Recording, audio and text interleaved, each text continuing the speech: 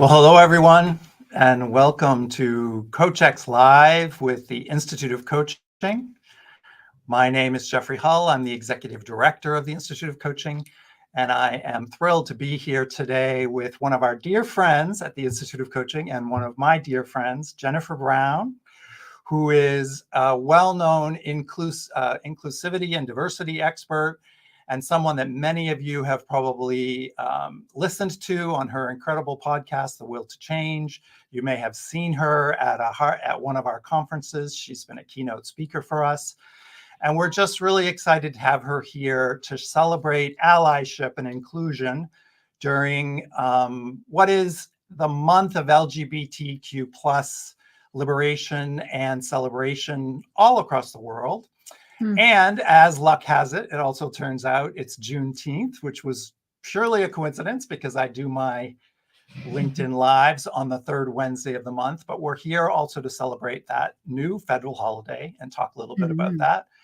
So I want to welcome everyone and take a minute to say hello and see if the comments start to work. And then we'll see where people are from. Say hello from wherever you are. And while you're doing that, let me just give you a little background on Jennifer if you're not familiar with her background. Jennifer is the founder of a very successful consulting firm called Jennifer Brown Consulting. She has worked with major corporations all over the world doing diversity training and workplace strategies, educational programming for many, many companies, including Federal Express, American Red Cross, Under Armour, the Major League Baseball, the NBA, Toyota, Wells Fargo. I could go on. She's very well known as a best-selling author of 2 best-selling books. The first one was Inclusion, Diversity, The New Workplace, and The Will to Change. And she followed that up more recently with How to Be an Inclusive Leader. Your role in creating cultures of belonging where everyone can thrive, which was named one of Catalyst's 5 must-read books on workplace diversity, equity, and inclusion. And as I said, she has been a keynote speaker for us at the Institute of Coaching, and she's a dear friend of mine. So I am really happy to have her with me today to talk about this incredibly important topic, to celebrate Pride Month, to celebrate Juneteenth, but also to talk about the challenges of this time that we're in, because there is a bit of backlash, as those of us that are paying attention to the media, to the DEI agenda, so-called these days. And we as coaches have a big responsibility. We have an important role in influencing the leaders, the organizations, the teams that we work with. So I'm starting to see folks coming in from all over. So hello to everyone. Wow, I'm seeing Johannesburg. Hi from Johannesburg, South Africa. That's amazing. Anyway, welcome, Jennifer. It's great to have you here. And I guess the very first question I would ask you is, how are you feeling today as someone who's worked in this space for years, written a couple of books? What is your personal temperature? How are you taking what's your sense of how things are? The good, the bad, and the and the uncomfortable, that's for sure. Hi, everybody, and it's good to be with you, Jeff, again. My pronouns are she, her, and it's Pride Month. I'm in the LGBTQ plus community, so I'll just share that. And so it's a very significant time of year for me and for you, for so many of us, where we're working towards equality and safety in this world and protections and rights and workplace advocacy, all of that stuff. So I've been working in that field for a long, long time. And I think we've made a lot of progress. But as somebody who has felt that identity and carried that with me and now spoken it from stages all over the world many, many times, just always mindful and grateful of the shoulders I stand on. And also, speaking of shoulders, it is Juneteenth. It's a very special day that has, for some of us, come recently to our attention, but for others has always been known. And I think that when we're talking about allyship together, Jeff, it's one of those things that we need to learn and know about and know the history of and understand the checkered past of this country. And the fact that there were people in Texas, enslaved people that didn't even know that a ruling had happened and were not told that they were freed technically for 2 years. So, when the news reached Texas, it was 2 years of not knowing, and just to grasp the importance of that and the tragedy of that. So it is a celebration of freedom, and I celebrate all the ways, and we can talk about this today, all the ways that we're getting so specific about our history at the same time as it's trying to be wiped out by some. I think the acknowledgement of Juneteenth is a very specific, important milestone and way to speak about freedom in a more specific way for specific communities that have not enjoyed the same levels of freedom in this country. So for me, this is an important day. I've written some papers on it to educate myself and to share with my audiences to make sure that they understand. And then some of you maybe know that your clients have this day off. It's an acknowledged holiday. Biden actually acknowledged in 2021, it made it the 11th American federal holiday and the first to obtain legal observance as a federal holiday since MLK Jr. Day was designated in 1983. So a little trivia for us. But anyway, so Jeff, I'm just honored. I think the timing is important, and for us, especially for our conversation today. Yeah, absolutely. I mean, I think that to me, the intersection of our conversation is around liberation and inclusion and what we as coaches can do to influence the agenda of having everyone feel more a sense of belonging and included. And, I asked my director of education, Pam Larde, who's African-American, to join us today and just to celebrate Juneteenth. But she came back to me and she didn't want to steal your spotlight, Jennifer, because she knows you and she knows you're really, truly an expert in the space. So I just want to acknowledge that Pam was very much a part of our conversation. And I think what we want to do is, first of all, I want to make sure that everyone in the chat has an opportunity to ask any questions. We have a few minutes. So if you have a question for Jennifer, please put it in the chat box. We'll try to get to it. And the question I have for you, Jennifer, is what would you say coaches need to be aware of as they work with leaders and organizations, to foster a greater sense of liberation, a greater sense of inclusion for everyone, whether it's LGBTQ plus or whether it's people of different races? What do you think is key for coaches to have in mind? Uh-oh, it looks like I may have lost Jennifer. Okay, everyone, I think I lost Jennifer. Her internet may have gone down. I hear it's about 100 degrees where she is in upstate New York. So hopefully she'll rejoin us. And I'm still with you. So, I have been doing a lot of thinking about this topic myself. I'm not an expert in diversity and inclusion, but I am certainly aware of the value of coaches having an influential role. And I'd love to hear from you if you have a question, if you have a struggle, if you're dealing with a leadership dynamic that perhaps I can comment on, or Jennifer, when she returns, hopefully soon, can comment on. I think that it's really an unusual dynamic, that opportunity that we have as coaches to be in the boardroom or in at least with HR or with senior people and actually raising the provocative questions. What are the organizations that we work with doing to foster a sense of belonging, to foster a sense of inclusion? What are we doing as coaches? And how far can we go to be provocative and, in fact, to bring up the elephant in the room? For example, if people in LGBTQ plus backgrounds or part of that community don't feel safe, or if there are racial tensions in the organization. Obviously, there's a world today where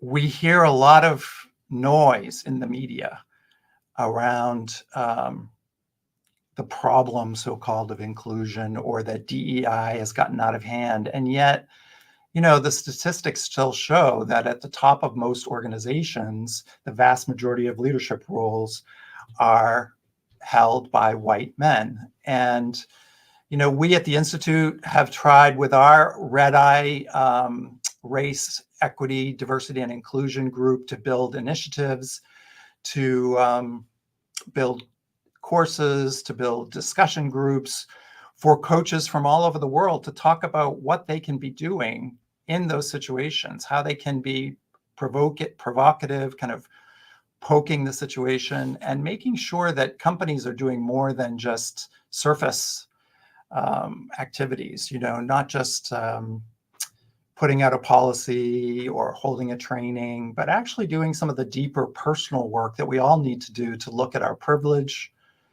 to look at themes of intersectionality, to look at where we're all similar, but where we're all different. And because at the end of the day, diversity and inclusion, to my mind, begins inside us as individuals. It's one thing to have a policy or to have a philosophy as an organization and to promulgate those values. But if you're not living those values, then it's actually not going to take if you're a leader. So I'm aware that folks are writing to me, and I want to take a second to see if there's questions that I can answer before Jennifer hopefully rejoins.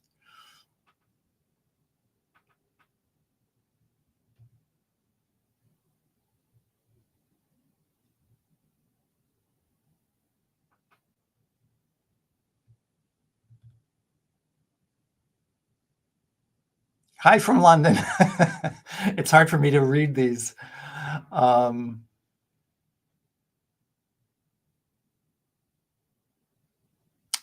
yeah, Cherie is saying that a lot of people are not qualified to teach these components when it comes to LGBTQIA+ and also racial issues. And I don't disagree. I would be the first person to say that I'm not qualified necessarily, even though as a member of the LGBT community, I feel comfortable bringing up some level of my own personal experience, but, I wonder sometimes whether or not we all need to do our own personal work in terms of learning and listening and being humble. Because, for example, working with my director of education, Pam, Dr. Pam Larde, who is our African-American leader on our team, I have learned so much from her about the way that women are treated in organizations still, about the way that people of color are treated. And, it's one thing to gloss over those experiences, and it's another to recognize that there's still a great deal of trauma. And what can we do to heal that trauma? I think it starts, as I said, from addressing our own trauma, those places in our own lives where we didn't feel included, where we felt like an outsider, and thinking about the support that we as individuals reached out to. How did we build personal collectives? And what is the level of diversity in those collectives? Are you really listening to different people with different perspectives? I think that's probably the question that as a coach, I would ask my clients is, are they listening? Are they listening to people of color? Are they listening to the LGBTQ members of their organization? Are they open and honest and humble about the fact that they may not have the expertise? And unfortunately, too many organizations bring in the expert. Sometimes that's Jennifer Brown, for example, and they have a certain amount of knowledge, and it's important to impart that knowledge. Jennifer's book, How to Be an Inclusive Leader, has an incredible assessment that's really useful for people to take, to get a sense of their own privilege, their own lack of awareness of what may be missing within the organization, what they need to work on. She takes people through different stages of feeling a sense of yay, welcome back. I had a giant power surge. I'm so sorry, everybody. Wow. Okay. Timing, right? That's maybe okay. The powers that be were trying to interrupt our important conversation. Well, they were stuck listening to me for 5 minutes, so I don't know. I'm not sure that was really beneficial to anyone, but it's wonderful. Thank you for your patience. Oh my goodness, that is just the perils of living in a very remote location. So, Thank you for your Well, understanding. welcome back. And Thank I will you. just jump quickly in because, we have a Yes. limited amount of time. But what we were Yeah. talking about, or what people were asking about, is whether or not, what to do in organizations when not everyone is actually qualified to teach the issues of LGBTQ plus challenges of Mm, belonging or racial challenges of belonging. They may be well-intentioned, they may have a policy in place, so to speak, they may bring trainers in. But yeah. for coaches who want to make a difference, I think at the end of the day, that's what we're trying to serve our clients by bringing things to the table that are maybe uncomfortable, that maybe raise issues of trauma that they may not have looked at in themselves. Give me your perspective, Jennifer, of what you're seeing and what you think can be helpful for us as coaches. Yeah, you coaches have such a critical role to play. You're a outside voice. You're a safe space. Leaders are not feeling safe to have dialogue right now. They're aware of their Oh, lack of competency and all the things that they don't know that they need to know. And I think, because the climate has made it so contentious, it's sort of this it's even more discouragement, I think, from stepping in and leading. And what's really needed is, of course, the people you support and work with, for them to lead. Because if they are in the leadership position, what they say, what they don't say, all of it really matters and is being listened to and paid attention to.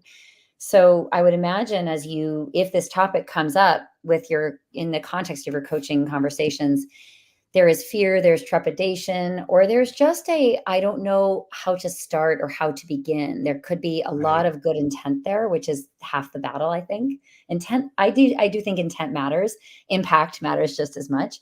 But right. a well-intended leader that says, I want to learn, I want to grow, I want to develop my skills here. I know that it's going to be uncomfortable, and I'm willing to. Uh-oh. Okay. You Uh-oh, just did I broke say up. that? I just broke up again.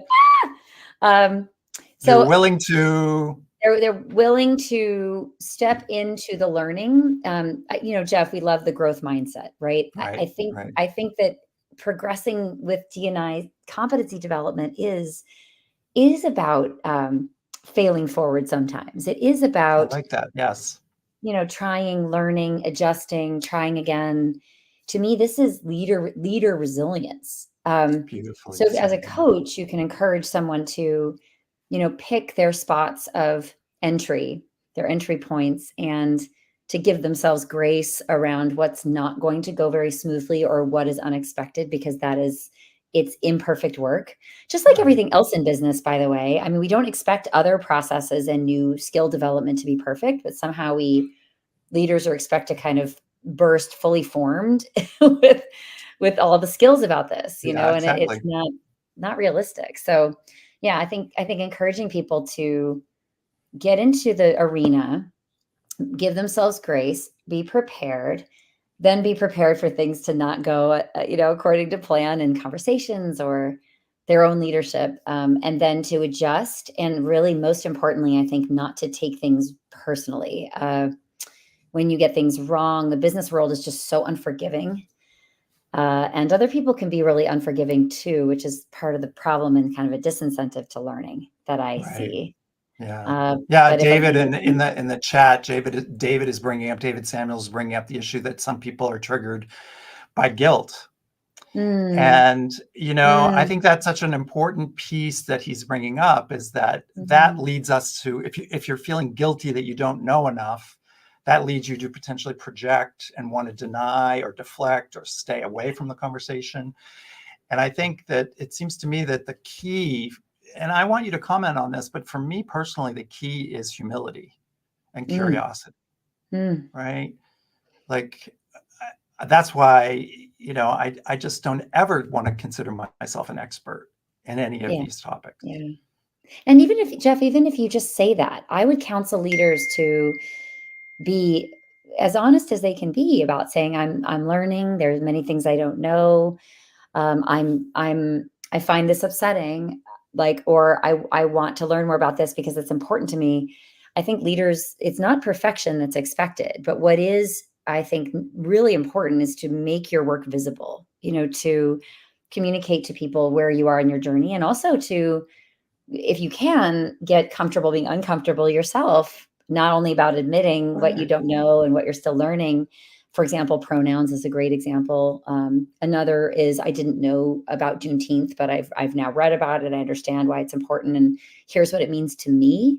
I think anytime you can take these concepts and then really personalize them for people, it will, that vulnerability will be, I think, appreciated, and it builds trust around you. Absolutely. So Yeah. yeah, people just think they have to be like fully formed, and it's not. There really is no such thing. We're all learning, even those of us who've Right. been doing it a long time. Yeah, I remember that when I first met you, I think, which is now quite a few years ago, that the work that you shared, and you were not the author of this work, and you may remember her name, but the work that you shared with me on intersectionality, Oh yeah, which was this incredible pyramid of diversity. And it started me really thinking about privilege and all these other ways that we are diverse, because we get kind of stuck on race and LGBTQ plus and these sort of bigger categories. But there are actually lots of different diversity categories, right? This yeah. intersectionality. And what was wonderful about that for me as a coach was I realized there were so many different entry points that I could use with people to talk about difference Mm, and sameness, like social, economic, yeah, culture. yeah. Anyway, share a little bit about that because it was really powerful for me. Thank you. I'm so glad you picked that up. Because intersectionality is a big word. And sometimes with audiences that are my generation, I say, oh, your kids, if you have kids, they're probably telling you about this, like, because they're so comfortable talking about all of this. They educate us every day. But Dr. Kimberly Crenshaw coined it 30 years ago or more about Wow. the experience of Black women specifically, because I guess up to then and still today, and sadly, like we are, we're just becoming able to understand that we are more than one thing. And then some things are visible, some things are invisible, Right. and that they carry different levels of stigma and also comfort in ourselves. So while, for example, I might appear female and I do identify as female, my pronouns are she, her. That's something I can't hide, but I can choose not to divulge being LGBTQ, right? So that the intersectionality for me of those overlapping stigmatized identities, it sort of informs choices I make, and the level of safety that I feel. And it really depends. I'm constantly adjusting. And this is the other really exhausting thing about identity, is that you're changing depending on the situation and the people Right. around you, how authentic you are. And you're playing this game with authenticity. You're bargaining. You're kind of, am I going to be accepted? Am I going to be believed? Am I going to have authority here? Am I going to be diminished by somebody's microaggression or unconscious or conscious bias? So it's very important for allies, and we're all allies, by the way. Anybody has allyship is accessible to you. It just means Right. that you're putting your professional and social capital in play to lift others and to challenge the systems that some of us struggle in more than others. So, but my advice always is, and for coaches, as you're working with leaders who may say, I'm not aware of all the diversities around me, or that hasn't been my personal experience, Right. to sensitize them, like you just said, Jeff, to the visible and invisible multiple dimensions that are going on for people. Right. So somebody may be a Black queer female in the workplace, and female and Black, they may or may not talk about a lot about or at all, because they may be covering, and as that brings up its own issues. And then being in the LGBTQ community is perhaps something that, all taken together, they are rightfully worried, and so, as so many of us are, about bringing our full selves to work.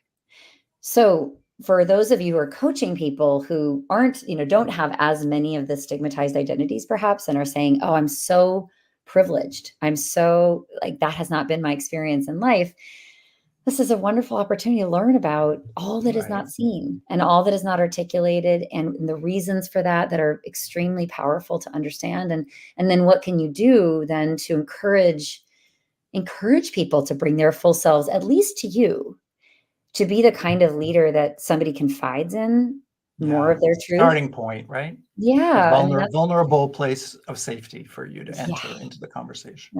I wish I had more of those.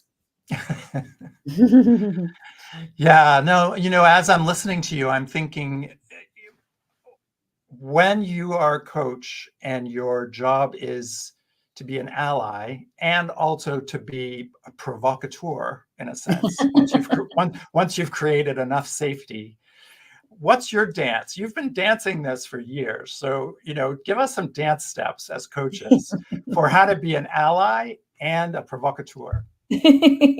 I'm so glad coaches can be provocateurs too. Right, we It's good. can. It's good because, you have these leaders for such a precious amount of time. And I think we all agree there's so many ways we need them to lead. And there's so much we want to communicate to them, instill in them, inspire in them, instigate in them. So there is this balance, Jeff. It's so interesting, sort of asking those open-ended questions. Well, how does that feel? Well, why do you think you feel that way? Well, why do you think you believe that way? Like, what was it in your upbringing? What was it in your experience professionally that has allowed you to reflect on that or not reflect on that? Right. These are beautiful questions about privilege, for example, that you can ask, particularly if the water that somebody swims in is invisible to them. It's like this comfortable place. Yeah, And I that's a think of really the good point. workplace. Yeah, the workplace is a comfortable place for the people whose identities built that place. Yeah, So we often say the workplace wasn't built by and for many of us. This is what right, we're trying to correct now, right? We're trying to right. to either dismantle or amend or challenge. And it's hard because it doesn't want to change for sure. Because nobody likes change. But anyway, the dance is the provocateur could be the providing your coachees with the information that is well documented about the way the workforce is changing, the way their expectations of different generations are causing the institution and leaders to really question whether they are a kind of place that people can thrive. Right. And so each leader should be interrogating that, both in their own leadership and then about the institution that they're a part of. So as you coach someone, providing them with, and you can call this a business case, you can call it a lot of things, but to me, it's all about the future. It's all about making sure that this leader is ready for the future, ready to manage with humility, Jeff, across difference, Right. Right. ready to like sort of in touch with their allyship journey. And also, I hope really deeply, like personally caring about it. It's one thing to parrot the talking points and kind of show up to the things that people tell you to show up to, but it's another thing to really take this on. And I think if you could be a provocateur in one way, I would, I call my podcast the will to change. It's to me, the skill can be layered in, but the will is the thing that I'd love to ignite. And if you can reach somebody through data, through a powerful story, or through getting them to reflect on what kind of leader they want to be and what kind of leader they think will be needed to resonate with a rapidly changing and diversifying world of customers and team members and expectations for companies. Every leader wants to survive, thrive, flourish, Right. resonate, Innovate. They want to yeah, innovate. innovate, hire the best people, keep the best people, and so if you can tap into some of those what's in it for me's, at the end of the day, maybe that's what lets somebody tap into this. It's selfishly motivated, but if it's a starting point, then maybe over time somebody will begin to say, "Oh, wait a second, I didn't see this, and now that I see it, I'm going to lead in a different way." And if you can leave that kind of legacy in your coaching, it would be what a proud thing that would be. That's great. Beautifully said. Mm. Yeah, I think it feels sometimes, at least in the US. I mean, I'm based in Europe now, so it feels a little bit less of that sometimes, but it feels like it's 2 steps forward and 3 steps back in the I know. US. We are But really struggling right now. It's yeah, true. as a country, Yeah. but I mean, a lot of that is more on the media and in the big public sort of, what you see on the news. I think at the Mm. ground floor or at the, day-to-day work, people are waking up. And Yeah. I am cautiously optimistic, of what Martin Luther King always, left us with, that the arc of justice is long, but it bends Mm. toward equity. And so I'm just so thrilled that you were able to come and be with us, at least for 25 minutes. I'm so sorry. I don't want to waste a precious moment, but No. It's thank you great for to see having me. you. And I want to honor the work that you do. Your book, How to Be an Inclusive Leader, is an incredibly good tool, a great resource for all of us. And I just want to celebrate Pride Month with you. I hope you're doing something fun, riding on a float somewhere, and you deserve to be on one. And Thank you, Jeff. I Yes, hope you'll come back for the Institute of Coaching and be with us at a conference at some time soon. I hope so too. That was so fun. And I just really was so moved by coaches in particular's, how serious y'all take this topic and how much you care. And you are the one of the most perfect messengers, I think, for this in a way that I can never be, because you literally have that touch point with folks to really influence them, and know that your work there is touching many, and many that really haven't felt seen historically, and therefore haven't performed to their potential. So it's a very important role that you inhabit. And I for one very much appreciate what you do every day.